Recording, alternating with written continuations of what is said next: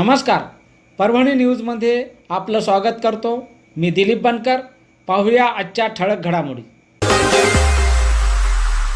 परभणी राज्य सरकारी गट ड चतुर्थ श्रेणी कर्मचारी मध्यवर्ती महासंघ महाराष्ट्रच्या वतीने राज्यव्यापी संघटनेचे पुकारलेल्या बेमुदत संपात दिनांक 21/4/2026 पासून जिल्ह्यातील सर्व आपल्या अधीनस्थ वर्ग 4 कर्मचारी सहभागी झाले आहेत.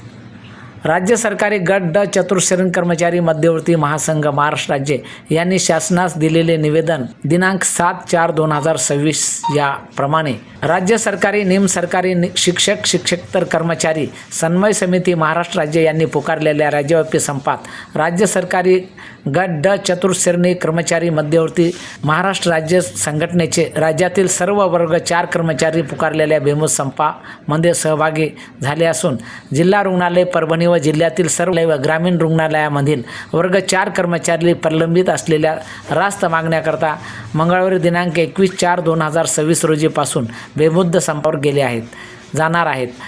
तरी या संपामुळे उद्भवणाऱ्या परिस्थितीला शासन व प्रशासन हे जबाबदार राहणार आहे.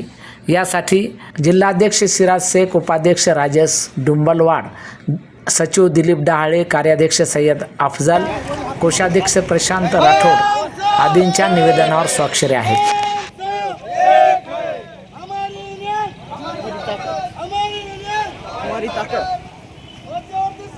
21 एप्रिल 2026 पासून राज्य सरकारी मध्यवर्ती कर्मचारी संघटनेने पुकारलेल्या संपामध्ये राज्य सरकारी गट चतुर्थ श्रेणी कर्मचारी मध्यवर्ती महासंघ आणि परिचारिका नर्सेस फेडरेशन ही संघटना हे दोन्ही मिळून आम्ही जिल्हा रुग्णालय परभणी व परभणी जिल्ह्यातील सर्व वर्ग 4 कर्मचारी हे मुदत आजपासून संपावर आहेत. आणि आमच्या मागण्या म्हणजे राज्यातील भाऊसाहेब पठाण साहेब यांच्या नेतृत्वाखाली आम्ही आतापर्यंत याच्या अगोदर पण खूप वेळेस संप केले. जुनी पेन्शन आमची पहिली मागणी होती. शासनानं याच्या अगोदर आम्ही 7 दिवसात संप केला. त्यावेळेस शासनानं आमच्याकडे दुर्लक्ष केलं. आम्हाला जुनी पेन्शन पाहिजे होती. त्यांनी एक नवीनच पेन्शन तयार करून आम्हाला दिली. ती पेन्शन खूप धोकादायक आहे आणि आमच्या म्हणजे भविष्यासाठी भविष्यासाठी चांगली नाही आहे. त्याच्यामुळे आमची पहिली मागणी आहे की 1982ची जी जुनी पेन्शन आहे ती तशी आम्हाला लागू करून द्यावी. आणि वर्ग 4 कर्मचाऱ्याची मागणी म्हणजे बेसिक वाढ, पहिलं त्यांचं बेसिक वाढ झालं पाहिजे. बेसिक वाढ त्यांना 7व्या वेतन आयोगामध्ये 15,000 रुपये दिलं सुरुवातीला. तर आमची मागणी आहे की बेसिक वाढ 18,000 झालं पाहिजे.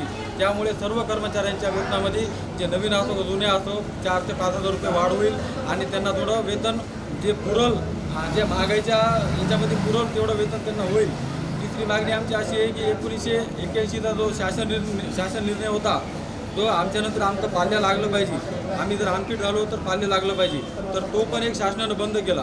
तर तो पण एक सुरू व्हायला पाहिजे. आणि दुसरं जे कोरोनामध्ये कॉन्ट्रॅक्ट बेसमध्ये काम करणारे जे कर्मचारी आहेत त्यांना NHMमध्ये जागा रिक्त होत आहेत. तर त्याच्यामध्ये त्यांना NHMमध्ये सामावून घेतलं पाहिजे अशी एक आमची मागणी आहे. आणि दुसरी म्हणजे शासनाने पूर्ण खाजगीकरण केलं. खाजगीकरण करताना त्याच्यामध्ये स्वच्छतेचे टेंडर दिलेत. पण स्वच्छतेचे टेंडर दिले असताना सुद्धा त्यांचे कर्मचारी काम न करता तेच काम आमच्याकडून करून घेतलं जातं जबरदस्तीनं. आणि त्यांना शासन करोडो रुपये त्यांच्या खात्यामध्ये जमा करते.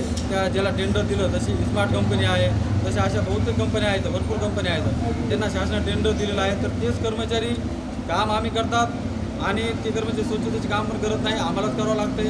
तर ते पण एक चुकीचं आहे. तर त्याच्या विरोधात पण आम्ही खाजगीकरण बंद करावं, आमच्या राहिलेल्या जागा भरून कॉन्ट्रॅक्ट बेसच्या लोकांना नियमित करावं अशी आमची एक मागणी आहे. व अजून आमच्या भरपूर मागण्या आहेत. आणि आमचं संप आजपासून सुरू झालं. जोपर्यंत शासन आमचं संपाच्या मागण्या मान्य करत नाही तोपर्यंत आमचं बेमुदत संप चालू राहील अशी मी तुम्हाला सर्वांना तुमच्या मार्फत शासनाला विनंती करतो की आमच्या मागण्या लवकरात लवकर मान्य करून तो संप आहे तो थांबवावा अशी आम्ही शासनाला विनंती करतो. हमारी मांगे हम सब मध्यवर्ती संघटनेचा. आणि याचबरोबर हे बातमीपत्र संपलं. पुन्हा भेटूया पुढील बातमीपत्रात. शहरातील ताज्या घडामोडी जाणून घेण्यासाठी पाहत राहा परभणी न्यूज.